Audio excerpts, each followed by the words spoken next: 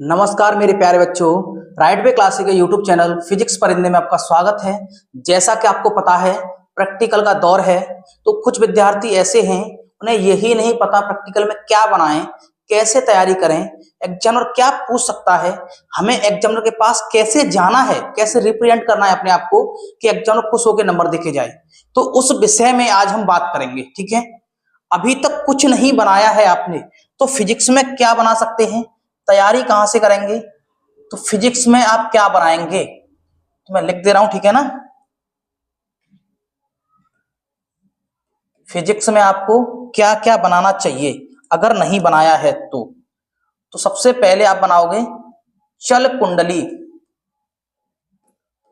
चल कुंडली धारामापी। ठीक है ना,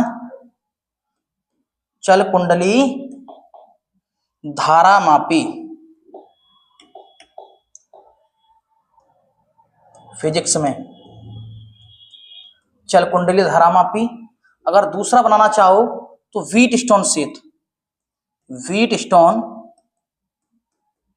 और सभी की वीडियो मैंने इसी अपने YouTube चैनल पर क्या क्या प्रश्न पूछे जा सकते हैं इनसे संबंधित वो सभी प्रश्नों की वीडियो बना रखी है।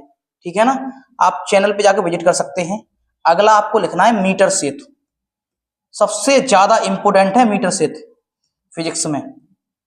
ठीक है ना, चल कुंडली धारामापी, मीटर सेट, और अगला आप लिखना चाहो तो डायनमो, डायोनमो, गलत लिख गया,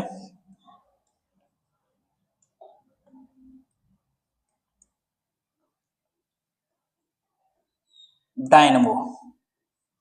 ठीक है ना, डायनमो जनित्र, इसको जनित्र बोलते हैं हम लोग, जनित्र, विद्युत जनित्र।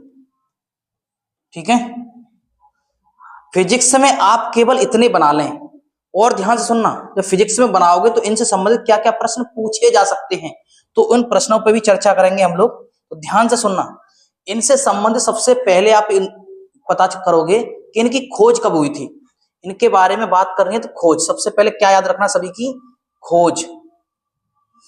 ठीक है, खोज आपको पता होनी चाहिए,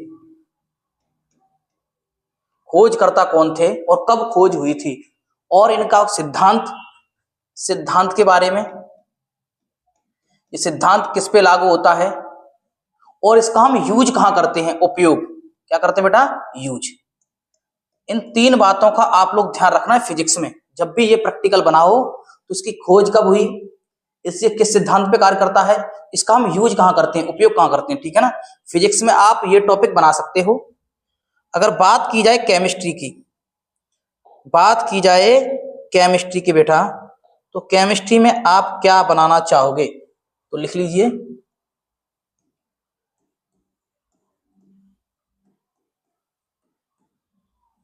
तो केमिस्ट्री में आपको क्या बनाना चाहिए, तो ये भी सुनना ध्यान से। सबसे मोस्ट इंपोर्टेंट है क्लोरोफॉर्म। क्या है, क्लोरोफॉर्म, सबसे ज्यादा इंपोर्टेंट क्लोरोफॉर्म है। उसके बाद आप लिखोगे एसीटोन, एसीटीन, एसीटोन, क्लियर, फॉर्मेल्डिहाइड, क्या होगा,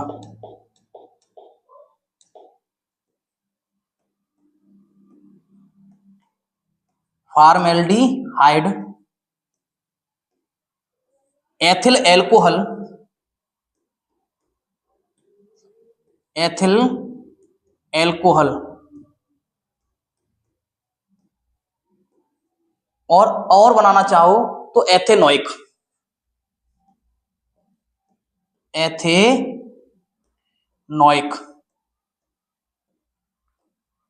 एथेनोइक,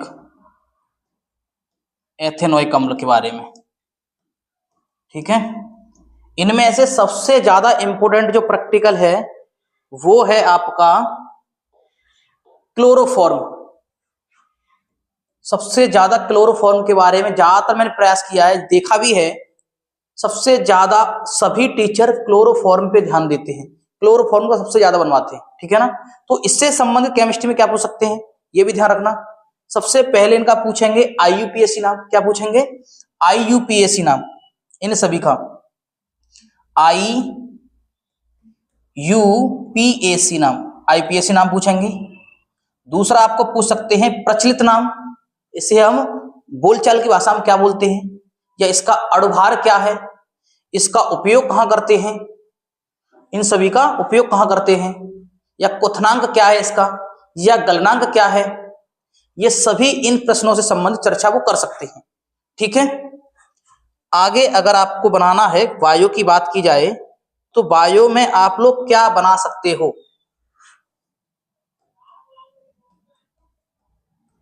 बायोलॉजी। अगर आपको बायोलॉजी में बनाना है तो बायोलॉजी में सबसे पहले आपको बनाना है पुष्प की संरचना। पुष्प की संरचना। और बायो में ये तो टॉपिक भी है जो पेपर में पूछा जाता है, ठीक है ना, ये टॉपिक तो ये भी है, ये तो सरल है बिल्कुल। पुष्प की संरचना के बारे में, जायंग क्या है, पुमंग क्या है, पुंकेसर किसे कहते हैं, स्त्री केसर किसे कहते हैं, ठीक है, पुष्प कितने प्रकार के होते हैं, पुष्प कितने लिंगी होते हैं, इन विषय में आपसे पूछ सकता है पुष्प के बारे में। दूसरा आपकी बात की जाए तो नर जनन तंत्र, नर जनन तंत्र, मादा जनन तंत्र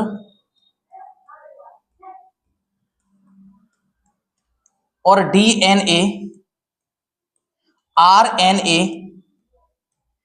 DNA के बारे में, DNA की खोज कब हुई, RNA की खोज कब हुई, ठीक है ना, इसमें कौन सा क्षार पाया जाता है, या मादा जनन तंत्र क्या है, ठीक है ना, इसमें फैलोपियन ट्यूब क्या होती है, शुक्राणु क्या होते हैं, अंडाणु क्या होते हैं, ऐसे बहुत सारे क्वेश्चन बायो में आपको पूछ सकता है। ठीक है। ये प्रैक्टिकल आपने कोई सा भी बनाया है तो आप क्या क्या तैयार रखोगे मैंने बता दिया। इसमें सबसे पहले क्या IPSC पूछ सकता है किसी की भी, IPSC नाम क्या है, प्रचलित नाम क्या है, इसका यूज कहां करते हैं, इसका अणुभार क्या होता है, ठीक है ना, इसका क्वथनांक कितना होता है, इसका गलनांक कितना होता है, इन सभी में ऐसी बात की जाएगी। इनमें पुष्प कितने प्रकार के होते हैं, या जननांग किसे कहते हैं, मादा जनन तंत्र क्या है, DNA क्या होता है, DNA कैसे काम करता है, RNA क्या होता है, RNA और DNA में क्या अंतर होता है, ये सभी प्रश्नों पे बात की जा सकती है। ठीक है। बात की जाए फिजिक्स की तो चल कुंडली धारामापी क्या है, ये कैसे कार्य करता है, ये किस सिद्धांत पे कार्य करता है, ठीक है ना, मीटर सेतु क्या है, ये इसके सिद्धांत पे कार्य करता है, मीटर सेतु की खोज क्यों हुई, इसका यूज कहां पे होता है, इस तरह के क्वेश्चन आपसे पूछे जा सकते हैं। ठीक है ना। और मैं तो आपसे यही कहूंगा इन क्वेश्चनों को तैयार करके जाएं, जो भी आपने चार्ट बनाया हो उससे संबंधित क्या क्यों कैसे सबसे पहले ये देखना है। ठीक है ना।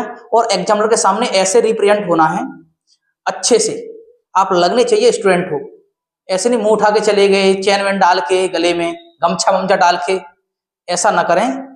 एग्जामिनर अगर आपको देख के अच्छा लगे, आप लग रहे हो स्टूडेंट हो, आप लग रहे हो ना स्टूडेंट हो, तो एग्जामिनर खुद भी नहीं चाहता कि मैं नंबर कम दूं।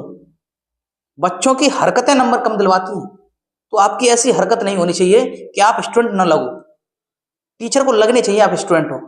ठीक है। तो ज्यादा बात न करते हुए इन टॉपिकों पे ध्यान देंगे, और वीडियो अच्छी लगी हो तो लाइक करें, शेयर करें, सब्सक्राइब करें। मिलते हैं नई वीडियो में, तब तक के लिए जय हिंद, वंदे मातरम।